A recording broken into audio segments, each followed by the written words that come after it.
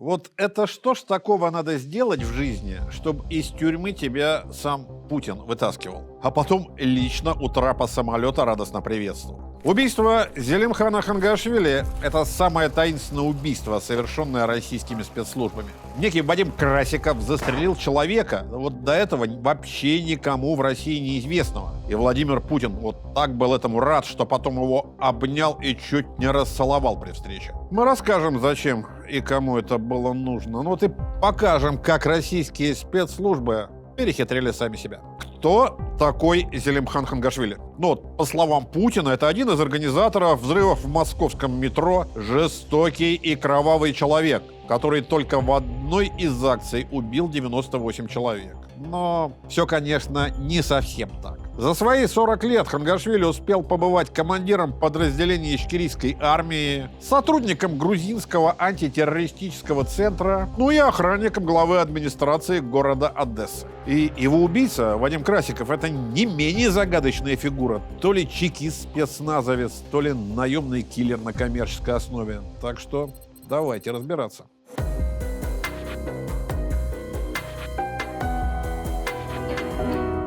23 августа 2019 года в центре Берлина в парке Малый Тиргартен был убит беженец из Грузии, чеченец по национальности Зелимхан Хангашвили. Как только Хангашвили вошел в парк, вот когда он проходил мимо одной из скамеек, к нему подъехал неизвестный на велосипеде и трижды выстрелил из пистолета. Одна пуля попала в позвоночник, еще две в голову. Но вот скажите мне, кто в России знал фамилию Хангашвили в 2019-м? Да уверен, что почти никто. Но вот этот человек чем-то сумел так достать российского президента, вот что его уже не раз пытались убить. И об этом, кстати, знали европейские спецслужбы, и за Хангашвили наблюдали, его охраняли, но сняли наблюдение за неделю до убийства. Но вот кем же он был, этот Хангашвили, за которым убийцы охотились в Чечне, Грузии, Украине и в Германии? И кем был Красиков, которого за убийство публично поблагодарил президент Российской Федерации?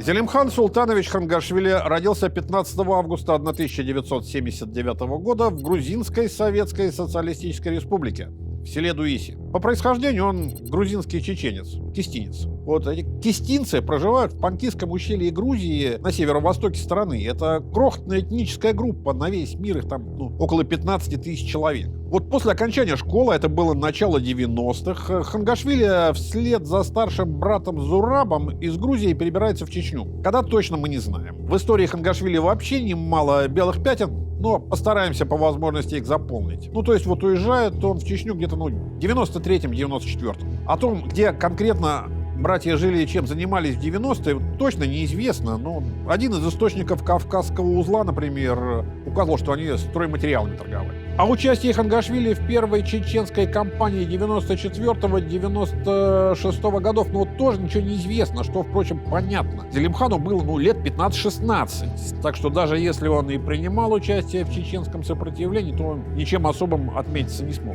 Когда в 99-м началась вторая чеченская кампания, Хангашвили уже исполнилось 20 лет. Но сразу отправиться на фронт он не смог, хотя рвался. Заболел его отец Султан Хангашвили, и братьям пришлось вернуться из Чечни в Панкиси. А там на войну уже мать не пускала. По воспоминаниям брата Хангашвили Зураба, Зелимхану пришлось, женщину долго уговаривать, упрашивал, даже на колени перед ней вставал. Он говорил ей: это позор, мы жили там, когда не было войны, а когда началась, убежали, когда наш народ в таком горе. И мать согласилась отпустить младшего сына, если дома старший останется.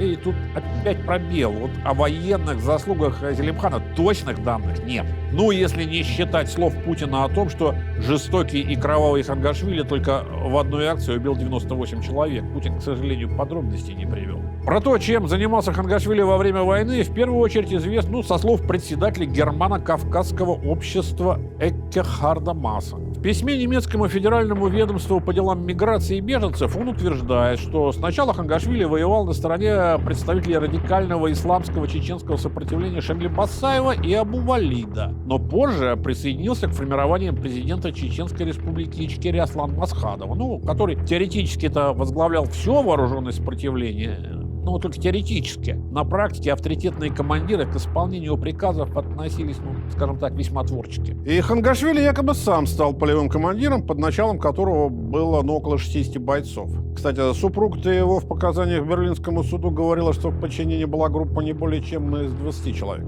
Скорее всего, Хангашвили командовал подразделением уровня, взвода, максимум роты. С 2002 года Хангашвили разыскивался в России по подозрению в терроризме. Официально подробности обвинения обнародованы не были. Süddeutsche Zeitung писала, что Хангашвили был сторонником джихадистской организации «Эмират Кавказ», признанной террористической не только в России, но и в ООН. Но Эмират, Кавказский Эмират, был провозглашен только в 2007-м, а террористическим признан того позже. Да, впрочем, и вообще в комментариях разным СМИ его родственники настойчиво утверждали, что Зелимхан не придерживался радикального ислама и, напротив, последовательно его критиковал. И в то же самое время Хангашвили часто упоминали как лидера ваххабитов в Пакисе. Противоречивая фигура, особенно если учитывать его несомненную связь с грузинским министерством внутренних дел. После поражения чеченских сил и установления в Чеченской республике конституционного порядка Хангашвили возвращается в Грузию, в родное Панкиси. Со слов его брата, занялся малым бизнесом, мед отправлял в Саудовскую Аравию, столярный цех запустил, арабским инвесторам помогал вложиться в грузинскую недвижимость и держал кафе в Тбилиси. То есть стал скромным и в меру успешным мирным бизнесменом. Да черт с два! Одновременно со своими бизнес-занятиями Хангашвили активно включился в тайный мир специальных служб. Точнее, даже уже не Хангашвили, он получает паспорт на имя Торники Кавтарашвили по фамилии его матери. О связях Кавтарашвили с грузинскими спецслужбами рассказывали его многочисленные родственники и знакомые. И даже не просто рассказывали, а давали показания в суде. И их слова подтверждал бывший заместитель министра внутренних дел Грузии Гия Лорд-Кепанидзе. Тоже очень интересный персонаж. Близкий соратник президента Грузии в 2008-2013 Михаила Саакашвили, затем начальник милиции Одесской области, ныне вроде как замначальника украинской контрразведки. Лорд-Кепанидзе, выступая свидетелем, он рассказал, что познакомился с Хангашвили в 1999 году в Тбилиси. И Хангашвили стал информатором Лорд-Кепанидзе на добровольной основе и помогал выявлять провокаторов, которые нагнетают конфликт между мусульманами и христианами в стране. А по данным Берлинер Курьера, Хангашвили был не информатором, а штатным сотрудником антитеррористического центра МВД Грузии и даже занимал там руководящую должность. В такой непонятной роли Хангашвили и застал российско-грузинскую войну 2008 года. В боевых действиях, однако, не участвовал. Его брат Зураб рассказывал, что Зелимхан собрал около 200 добровольцев из Панкисского ущелья и готов был выступить на стороне Грузии. Но война слишком быстро закончилась, не успел. Но уже тогда кто-то постоянно пытался Хангашвили убить. Известно, правда, это только со слов экс-замминистра внутренних дел Грузии Лорд-Кепанидзе, потому что это он рассказывал, что в 2006 году некий киллер получил заказ на убийство какого-то чеченца, не Хангашвили, в Панкисском ущелье. Но в итоге этот киллер якобы перешел на сторону грузинских спецслужб, которые разыграли инсценировку убийства и распространили в прессе ложное сообщение о произошедшей расправе. А уже после этого условного киллера снабдили прослушкой и отправили на встречу с заказчиками, которые заказчики якобы оказались сотрудниками российских спецслужб. Они передали лже-киллеру 2 пистолета с глушителями, деньги за уже выполненную работу и назвали имя следующей цели. Этой целью должен был стать Зелимхан Хангашвили. О дальнейшем развитии событий Лорд-Кепанидзе то ли не знал, то ли умолчал, если он вообще все это не выдумал. В 2009-м Хангашвили якобы планировали похитить и вывести на территорию Абхазии, но исполнителя опять удалось перевербовать, и злодейский план сорвался. Звучит красиво, но проверить почти нереально. А самая важная и таинственная история, в которой Хангашвили стал одним из главных участников, это история Лопотского ущелья. Кто из вас вообще слышал о Лопотском ущелье?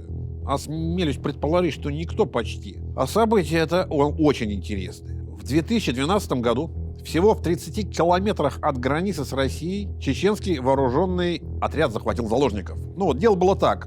Нет, неверно. Как было дело, мы не знаем. Мы можем только привести различные версии. И вот первая, на тот момент официальная версия грузинских властей. Она гласит, что в августе 2012-го со стороны Дагестана в Грузию проникло подразделение чеченских повстанцев, человек 20. В Лопотском ущелье чеченцы захватили десяток заложников из числа местных жителей и потребовали от властей обеспечить им коридор для прохода на территорию Чечни. Власти отказались, и когда переговоры зашли в тупик, применили силу. В результате заложников освободили, 11 захватчиков убили, а жертвами стали 3 грузинских спецназовцев. А при чем там Хангашвили? А Хангашвили якобы был самым важным переговорщиком со стороны антитеррористического центра МВД, так как среди чеченцев в пришлом отряде были кистинцы, а те считали его авторитетом. Президент Саакашвили тогда заявил: «Все убедились в том, что ни разгул Басаева в 90-е годы в Панкистском ущелье, ни набеги лезгин 17-19 веков в Кахете не повторятся. За хребтом живут наши братья, но пусть они приедут, как приезжали всегда, мирно, для дружбы, торговли, для налаживания отношений. За столом мы примем всех, но приходить с оружием и захватывать людей мы хорошо знаем, в чьих это интересах. Те, кто направил сюда этих людей, ошиблись с направлением и со временем». И учитывая, что через 2 месяца в Грузии должны были состояться парламентские выборы, наверное, неплохая история для укрепления рейтинга президентской партии. Жаль, наврали.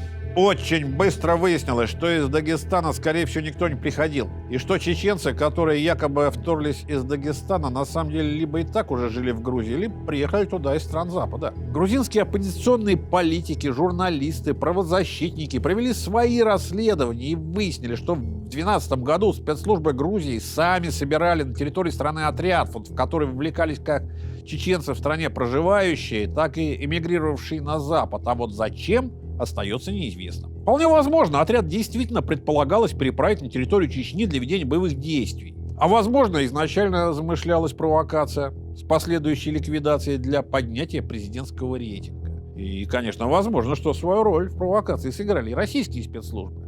И мы не знаем почему, но вот эта масштабная акция, она не состоялась. И по неким неизвестным нам причинам большинство привлеченных чеченцев в июле 2012 года Грузию покинули. Но осталась небольшая группа, там примерно в 17 человек. И вот этой группе вроде как сначала обещали канал для перехода в Чечню, а потом все переиграли, договоренности отменили и предложили разоружиться. Вот отсюда захват заложников и требования. А Хангашвили, вот он сам сначала создал этот отряд, а потом вел с ним переговоры от лица антитеррористического центра. И что конкретно случилось в ущелье, не установлено до сих пор. Несмотря на то, что власть в Грузии сменилась и формировались различные комиссии, уголовное дело расследовалось, вот не стало ничего понятнее, через пару лет эту историю просто замяли. И как бы то ни было, рейтингу Саакашвили история точно не способствовала. В октябре 2012-го на парламентских выборах его партия «Единое национальное движение» получает 65 мандатов, а партия российского бизнесмена грузинского происхождения Бензина Иванишвили «Грузинская мечта» 85. А в октябре 13-го на президентских выборах в первом туре побеждает креатура Иванишвили. Саакашвили теряет власть, покидает Грузию. И с новой властью у Хангашвили отношения явно не сложились. По словам его брата, после смены администрации Зелимхан прекратил любые взаимоотношения с представителями грузинских спецслужб. В 2015 году происходит очередное покушение на жизнь Зелимхана Хангашвили. И это первое абсолютно точно подтвержденное покушение. Он ехал на работу за рулем своего автомобиля, и когда притормозил на перекрестке, раздались выстрелы, и из 8 4 попали. Но несмотря на ранения, Хангашвили смог доехать до больницы, и с ним, в общем-то, все обошлось. Но кто стрелял и кто мог стоять за этим нападением, неизвестно. Возможно, потому что грузинская полиция к расследованию отнеслась, скажем так, несколько равнодушно. И даже само преступление квалифицировали сначала не как покушение на убийство, а как умышленное причинение менее тяжкого вреда здоровью и незаконное хранение огнестрельного оружия. Как будто, стреляя 8 раз в человека, его хотели слегка поцарапать. Да? Информацию с камер наружного наблюдения, которые должны были зафиксировать преступника, то ли не получили своевременно, то ли не приобщили к материалам дела. И знакомые Хангашвили, осведомленные о ходе расследования, они утверждали, что правоохранительные органы якобы даже установили личности исполнительные преступления граждан России, но помогли им скрыться. Может, это так, а может и нет. Потому что врагов у Хангашвили хватало. Руководство грузинского МВД сменилось, Покровителя Хангашвили генерала Лорд Кепанидзе объявили в разгоне митинга в 2011-м и объявили в розыск. И в родном Панкисе к нему после событий в Лопатском ущелье, похоже, тоже были некие претензии. Как говорил один из местных ваххабитов в интервью информационному центру Кахети. После спецоперации Зелимхан Хангашвили не появлялся в Панкисе. У нас к нему вопросы. Хангашвили начинает всерьез опасаться за жизнь. Уже не до интриг, не до мутных схем со спецслужбами, живым бы остаться. Он обращается к властям с просьбой охрану ему предоставить, разрешение на ношение оружия выдать.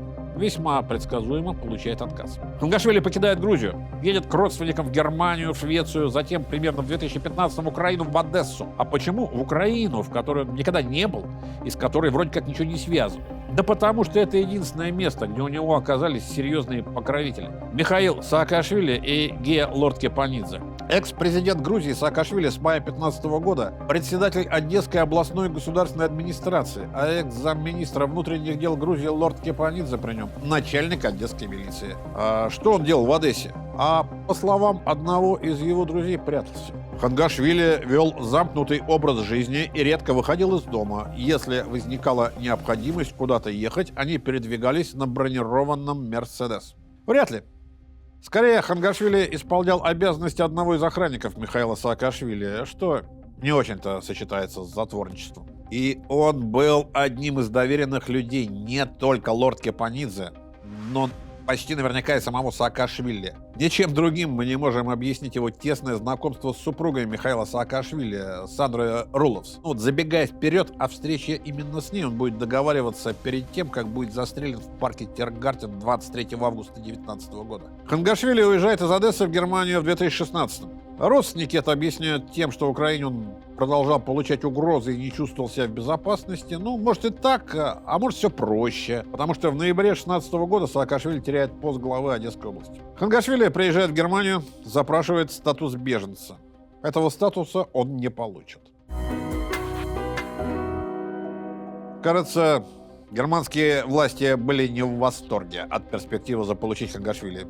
Человека с непростым прошлым, вовлеченного в игры зарубежных спецслужб, и которого все время кто-то пытается убить. Deutsche Welle со ссылкой на другие немецкие СМИ она писала, что какое-то время местные спецслужбы вели за Хангашвили наблюдение, как за лицом, представляющим угрозу для общественной безопасности. Источники Центра досье это подтверждают. И более того, весьма вероятно, что и немецкие, и грузинские спецслужбы получили некую информацию о готовящемся нападении в 2019-м. За Хангашвили даже велось наружное наблюдение. Оно было снято за неделю до убийства. Летом 2019-го Зелимхан Хангашвили жил в центре Берлина. Утром 23 августа дома в квартире на 3-м этаже дома 49 на улице Любекерштрассе. Чем он занимался в ранние часы, мы не знаем, но в 11:07 и в 11:10 он переписывается через WhatsApp с Сандрой Руловс, той самой женой бывшего президента Грузии Саакашвили. Они договариваются о встрече на следующий день, 24 августа, как потом Руловс поясняла суду, она собиралась помочь Хангашвили с получением убежища.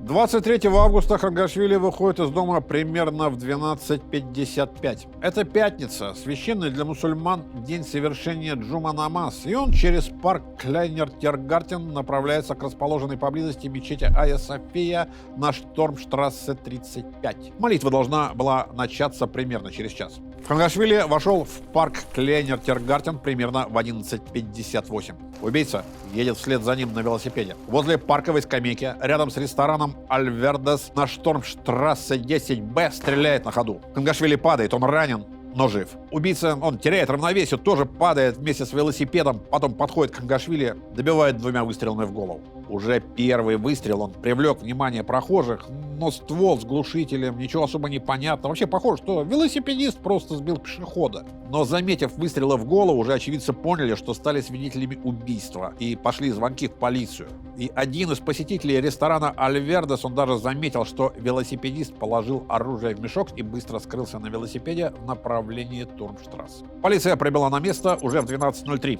Хангашвили пытались реанимировать, но раны были смертельными. В 12:20 врач скорой помощи констатировал смерть. Убийцу задержат, почти молниеносно, по горячим следам. Вроде как бдительные немецкие граждане заметили подозрительного гражданина, и полиция оперативно его схватила. А может, все было не совсем так, и помощь зорких доброжелателей не понадобилась? Есть ли такая вероятность, что наблюдение с Хангашвили не было снято, как утверждается, за неделю до убийства, и представители германских спецслужб сами оказались очевидцами, но не успели предотвратить нападение? Зато это могло значительно упростить работу полиции по раскрытию уже совершенного убийства. Ну, вот доказательств этому нет, но как вариант я бы не исключал. Но так или иначе, убийца оказался в руках правосудия. Мужчина с паспортом на имя гражданина Российской Федерации Вадима Соколова. И по его словам, он зашел в кусты в парке по малой нужде. А куда и зачем шел, не скажет, потому что не хочет порочить честь замужней женщины. И вот тут мы подходим к легенде второго участника нашей истории. И история убийцы не менее интересна и загадочна, чем история убитого. Мало ли их было, всяких убийц, да хоть бы и на государственной службе. Но те, что нам известно, они простые, как саперная лопатка, но как выходец из 9-й службы КГБ СССР Андрей Луговой. Ну или как там два героя полковника Мишкин с Чапигой. Ну, вся биография на ладони, служаки как служаки. То ли дело Соколов, который не Соколов, конечно, а Вадим Красиков.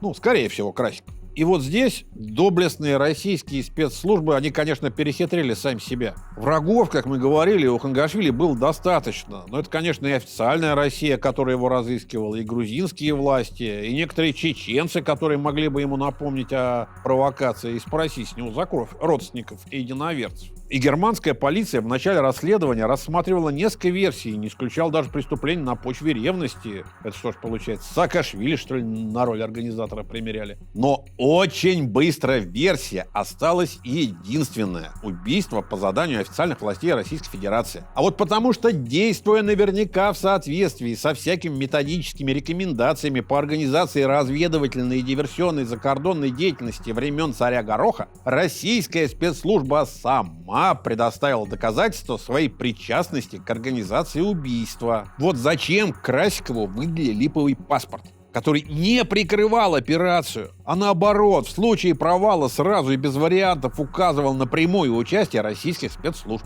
Ну вот был бы Красиков со своим собственным паспортом, ну то молчал бы, и у немцев остался бы весь набор версий. И никаких прямых, да и даже косвенных доказательств связи убийцы с российской спецслужбой. Красиков, кстати, одно время разыскивался Россией через Интерпол, что могло увести следствие далеко от истины. Но вот левый паспорт на имя какого-то Соколова, он сразу исключил другие версии. И вот без помощи государства Красиков никогда бы не получил такой документ. То, что Вадим Соколов не Вадим Соколов, стало очевидно очень быстро. Хотя формально документы его были совершенно правильными, то есть на правильном бланке, все как полагается, фото, текст, прочие реквизиты, и их явно выдали в официальном порядке. Но первые упоминания о гражданине Соколове с такой датой рождения в российских государственных базах данных появились лишь незадолго до поездки в Берлин. Вот Вадим Соколов буквально взялся из воздуха. В 48 лет получил свой первый в жизни паспорт, после чего сразу подал документы на шенгенскую визу и поехал в Европу. Так не бывает. Сравнить фото гражданина Соколова и фото некоего гражданина Красикова, которого в 2014 году Россия подавала в розыск Интерпола, а затем розыск отозвала, но вот это тоже несложно и много времени не заняло. И именно поэтому немецкая полиция почти сразу пришла к выводу: создание личности Вадима Соколова и зачистка данных о Красикове были возможны только при прямом участии государства, и все остальные версии можно было не рассматривать. Отталкиваясь от карточки Интерпола, немцы выяснили, что Красиков, вот в отличие от вымышленного Соколова, это реальный человек с биографией, семьей, с прошлым, хотя его данные в действующих базах почистили. Но в офлайн архивах они сохранились. И это еще один маркер работы спецслужб. Нашли сведения об убийствах в России, в которых мог быть замешан Красиков. Ну, это убийство бизнесмена Юрия Козлова в Костомукше в 2007-м, которое, судя по следственным документам, Красиков совершил вместе с двумя действующими офицерами спецназа ФСБ «Вымпел». И убийство бизнесмена Альберта Назранова в Москве в 2013-м. Подробно об этих убийствах мы рассказывали в одном из наших выпусков. Весьма рекомендую. Ссылка будет в описании и появится на экране. Я признаюсь, у меня нет ясного понимания, кто такой Вадим Красиков.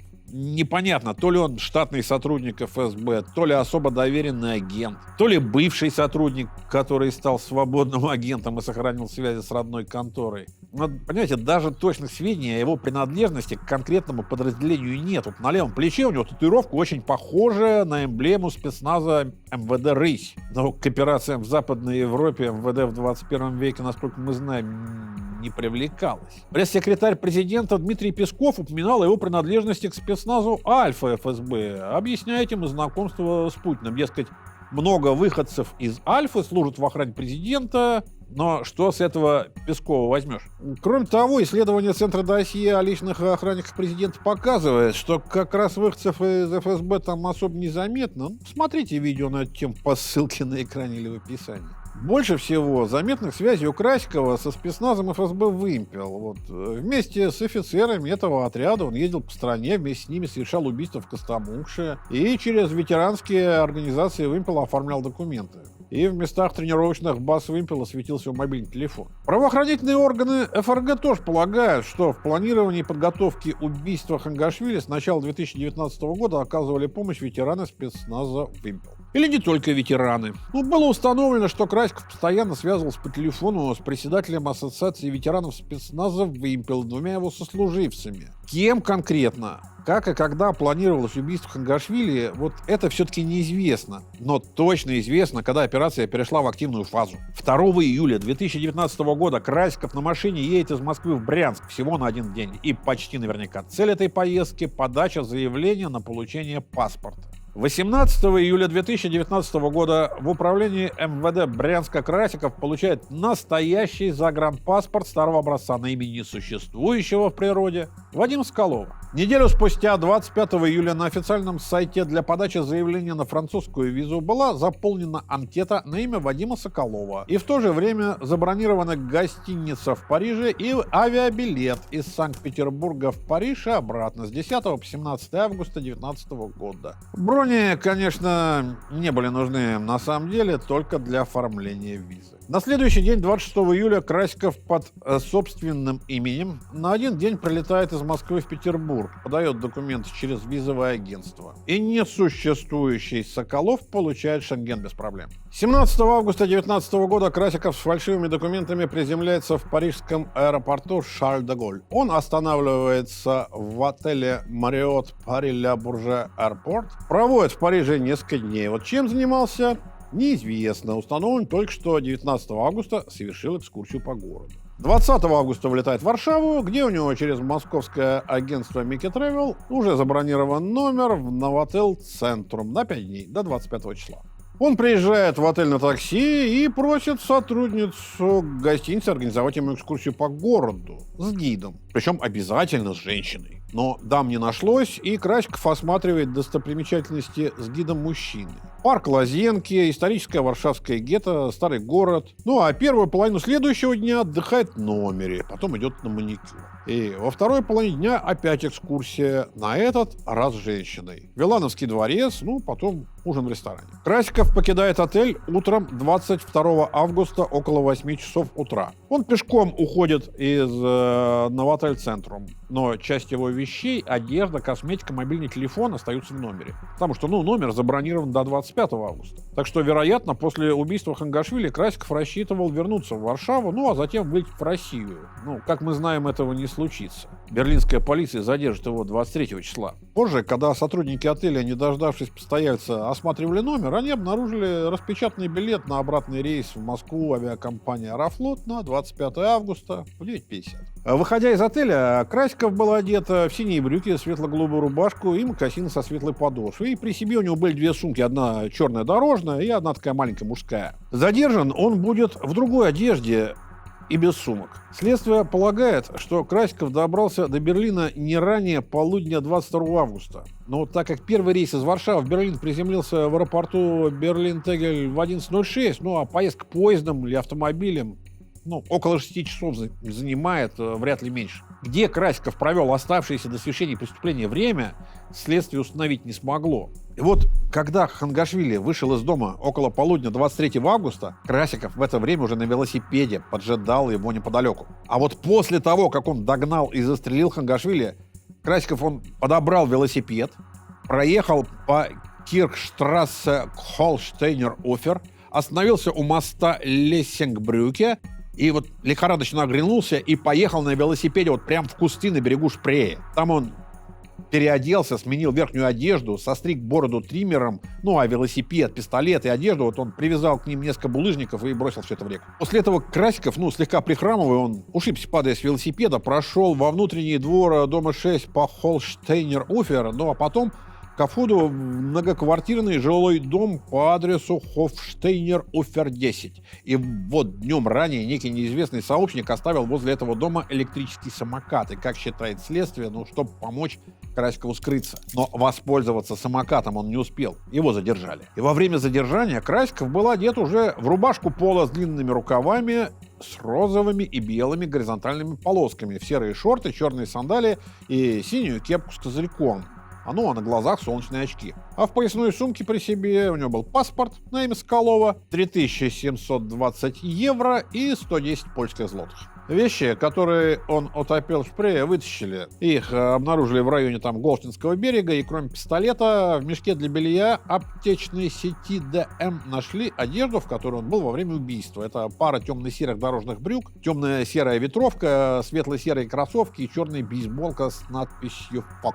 Одна велосипедная перчатка плавала в Шпрее, но вторая осталась в рюкзаке, и следы его ДНК нашли на брюках, куртке и бейсболке. А в другом бельевом мешке лежал еще один, видимо, запасной комплект одежды, который не понадобился, на этот раз спортивный. Парик только Красикова, так и не нашли. Так же, как не удалось установить его контакты в Берлине. А вот контакты эти наверняка были, не могло их не быть. У самого Красикова в Берлине с момента прибытия до момента убийства было максимум 24 часа. Вот если не есть, не спать, не отвлекаться на достопримечательность, невозможно за это время выяснить, что каждую пятницу Хангашвили ходит примерно одним и тем же маршрутом на молитву в мечеть Айя София. Кто-то должен был эту информацию собрать и Красикову предоставить. И кто-то же должен был за день до преступления оставить у входа в дом 10 по Холштейнер-Офер тот самый черный электрический самокат модели Xiaomi 365. И, наконец, Красиков получил же где-то от кого-то 9-миллиметровый ГЛОК 26 с глушителем и специальными боеприпасами, а также велосипед, сменную одежду и парик. Вот исследование вещественных доказательств, оно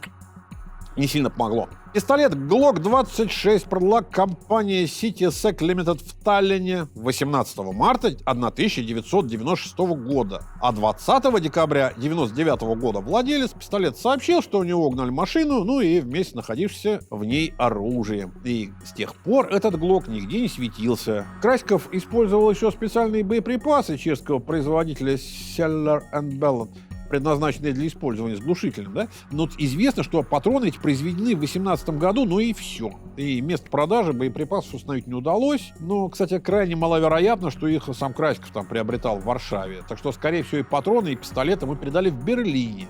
При встрече или через тайник.